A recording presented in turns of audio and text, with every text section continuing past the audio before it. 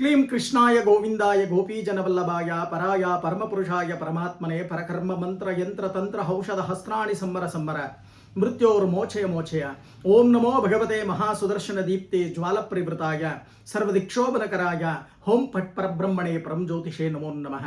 ನಮಶ್ಚಕ್ರಾಯ ವಿದ್ಮಹೇ ಸಹಸ್ರ ಜ್ವಾಲಾಯ ಧೀಮಹಿ ತನ್ನೋ ಚಕ್ರ ಪ್ರಚೋದಯಾತ್. ಆಸ್ಟ್ರೋ ಟಿವಿಯ ಆಸ್ಟ್ರೋ ಪಬ್ಲಿಕ್ ಟಿವಿಯ ಸಮಸ್ತ ವೀಕ್ಷಕರಿಗೆ ಶ್ರೀಧರ ಭಟ್ಟಾಚಾರ್ಯ ಗುರೂಜಿ ಮಾಡುವ ನಮಸ್ಕಾರಗಳು, ಜೊತೆಗೆ ಆಶೀರ್ವಾದಗಳು. ದ್ವಾದಶ ರಾಶಿಯ ಗೋಚಾರ ಫಲಗಳು ಹೇಗಿದೆ, ಜುಲೈ ಮಾಸದಲ್ಲಿ ಯಾವ ಯಾವ ರಾಶಿಯವರಿಗೆ ಏನೇನು ಫಲ ಬರುತ್ತೆ ಅನ್ನೋದನ್ನು ಅವಲೋಕನವನ್ನು ಮಾಡೋಣ. ಈ ಕಟಕ ರಾಶಿಯವರಿಗೆ ಏನಪ್ಪ, ರಾಷ್ಟ್ರಾಧಿಪತಿ ಚಂದ್ರ, ಇಲ್ಲಿ ಜನ್ಮದಲ್ಲೇ ಗುರು ಅಂತಕ್ಕಂಥವರಿದ್ದಾರೆ. ಜೊತೆಗೆ ಭಾಗ್ಯಸ್ಥಾನದಲ್ಲಿ ನಿಮಗೆ ಶನಿ. ಭಾಗ್ಯಸ್ಥಾನ, ಭಾಗ್ಯ ಅಂದರೆ ಏನು, ಲಕ್ಕು, ಬಹಳಷ್ಟು ಅನುಕೂಲಗಳು. ನಿಂತು ಹೋಗಿರ್ತಕ್ಕಂಥ ಕೆಲಸಗಳನ್ನು ಕೂಡ ಪುನರಾರಂಭ ಮಾಡ್ತಕ್ಕಂಥ ಸಾಧ್ಯತೆಗಳು ಸಂಪೂರ್ಣವಾಗಿ ಕಂಡು ಬರ್ತಾ ಇದೆ. ಮಾಡ್ತಕ್ಕಂಥ ಕೆಲಸದಲ್ಲಿ ವಿಘ್ನಗಳಿಲ್ಲದೆ ನಿರ್ವಿಘ್ನವಾಗಿ ಕೆಲಸ ಕಾರ್ಯಗಳು ನಡೆಯುತ್ತೆ. ನೀವು ಅಂದುಕೊಂಡೇ ಇರಲ್ಲ, ಯಾವುದೋ ಮೂಲದಿಂದ ಧನ ಆಗಮನವಾಗ್ತಕ್ಕಂಥದ್ದು ಕೂಡ ಕಂಡು ಬರುತ್ತೆ. ಆದರೆ ಗುರು ಬಲ ಅಂತಕ್ಕಂಥದ್ದಿಲ್ಲ. ಜನ್ಮದಲ್ಲಿ ಗುರು ಅಂತಕ್ಕಂಥವರಿದ್ದಾರೆ. ಕೆಲ ಜ್ಯೋತಿಷ್ಯರು ಹೇಳ್ತಾರೆ ಗುರುಚಂದ್ರ ಯೋಗ ಬಹಳಷ್ಟು ಅನುಕೂಲಗಳಾಗುತ್ತೆ ಅಂತಾರೆ. ಆದರೆ ನಿಮ್ಮ ಜಾತಕದಲ್ಲಿ ಗುರು ಉಚ್ಚನಾಗಿದ್ದು ಚಂದ್ರ ಯಾವ ಮಿತ್ರ ಕ್ಷೇತ್ರದಲ್ಲಿ ಇದ್ದರೆ ಜನನ ಕಾಲದಲ್ಲಿ ನಿಮಗೆ ಗುರುಚಂದ್ರ ಯೋಗ ಕೆಲಸವನ್ನು ಮಾಡುತ್ತೆ, ನಿಜ. ಆದರೆ ಎಲ್ಲ ರಾಶಿಯವರಿಗೂ ಎಲ್ಲರಿಗೂ ಕೂಡ ಬೇರೆ ಬೇರೆ ನಕ್ಷತ್ರದಲ್ಲಿ ಜನನವಾಗಿರ್ತಕ್ಕಂಥವರಿಗೆ ಅಥವಾ ನೀಚದಲ್ಲಿದ್ದವರಿಗೆ, ಗುರು ಅಥವಾ ಚಂದ್ರ ನೀಚದಲ್ಲಿದ್ದವರಿಗೆ ಖಂಡಿತವಾಗಿ ಈ ಚಂದ್ರ ಗುರು ಯೋಗ ಅಂತಕ್ಕಂಥದ್ದೇನಿದೆಯೋ ಅದು ಕೆಲಸ ಮಾಡಲ್ಲ.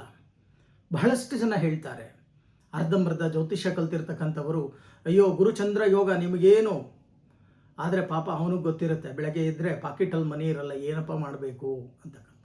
ಕಲಿಯುಗದಲ್ಲಿ ಹಣ ಮುಖ್ಯ, ಹೌದಲ್ವಾ? ಮಹಾಲಕ್ಷ್ಮಿ ಇಲ್ಲದೆ ಏನೂ ಕೂಡ ನಡೆಯಲ್ಲ. ಒಂದು ದೇವಸ್ಥಾನಕ್ಕೆ ಹೋಗಿ ನಾವು ಹಾರತಿಯನ್ನು ತಗೋಬೇಕು ಅಂದರೆ ಆ ಹಾರತಿ ತಟ್ಟೆಗೆ ಏನಾದರೂ ಕಾಸು ಹಾಕಿದ್ರೆ ಅಲ್ಲಿರ್ತಕ್ಕಂಥ ಅರ್ಚಕರು ಒಳ್ಳೆಯ ಮನಸ್ಸಿನಲ್ಲಿ ಆಶೀರ್ವಾದವನ್ನು ಮಾಡ್ತಾರಂತೆ.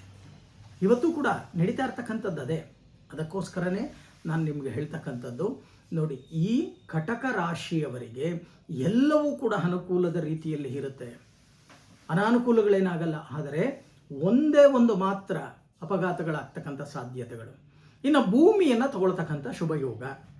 ಯಾರ್ಯಾರು ಮದುವೆಗೋಸ್ಕರ ಹಂಬಲಿಸ್ತಾ ಇದ್ದೀರೋ, ವಧುವನ್ನು ಅನ್ವೇಷಣೆಯನ್ನು ಮಾಡ್ತಕ್ಕಂಥದ್ದು ಅಥವಾ ವರನನ್ನು ಅನ್ವೇಷಣೆಯನ್ನು ಮಾಡ್ತಕ್ಕಂಥದ್ದು, ಇಂಥವರಿಗೆ ಬಹಳಷ್ಟು ಯೋಗಗಳು ಅಂತಕ್ಕಂಥದ್ದು ಪ್ರಾಪ್ತಿಯಾಗತ್ತೆ. ನಿಶ್ಚಿತಾರ್ಥವೂ ಕೂಡ ಆಗ್ತಕ್ಕಂಥ ಸಾಧ್ಯತೆಗಳು ಹೆಚ್ಚಾಗಿ ಕಂಡುಬರುತ್ತೆ. ಅದರಲ್ಲೂ ಅವರಿಗೇನಾದರೂ ಬಹಳಷ್ಟು ಕುಜ ಉಚ್ಚದಲ್ಲಿ ಇದ್ದರೆ, ಕುಜ ದೋಷವಿಲ್ಲದಿದ್ದರೆ ಅಂಥ ಜಾತಕಗಳಿಗೆ ವಿವಾಹವೂ ಕೂಡ ಈ ಜುಲೈ ಮಾಸದಲ್ಲಿ ನಡೆದು ಹೋಗ್ತಕ್ಕಂಥ ಸಾಧ್ಯತೆಗಳಿದೆ. ಆದರೆ ಎಚ್ಚರಿಕೆಯನ್ನು ವಹಿಸಿ ವಾಹನ ಚಾಲನೆ. ಈ ಮಾಸದಲ್ಲಿ ನೀವು ಮಾಡಬೇಕಾಗಿರ್ತಕ್ಕಂಥ ಪರಿಹಾರವನ್ನು ನಾವು ನೋಡಿದಾಗ, ನಿಮ್ಮ ಹತ್ತಿರದಲ್ಲಿ ಇರತಕ್ಕಂಥ ಶಿವಾಲಯಕ್ಕೆ ಹೋಗಿ ದೀರ್ಘದಾಂಡ ನಮಸ್ಕಾರವನ್ನು ಮಾಡಿ. ಹೊರಗಡೆ ಬಂದರೆ ಗೋಪುರದಲ್ಲಿ ಕಲಶ ಅಂತಕ್ಕಂಥದ್ದು ಇರುತ್ತೆ. ಆ ಕಲಶಕ್ಕೆ ನಮಸ್ಕಾರವನ್ನು ಮಾಡಿ ಬರ್ತಕ್ಕಂಥ ಕೆಲಸವನ್ನು ಮಾಡಿ.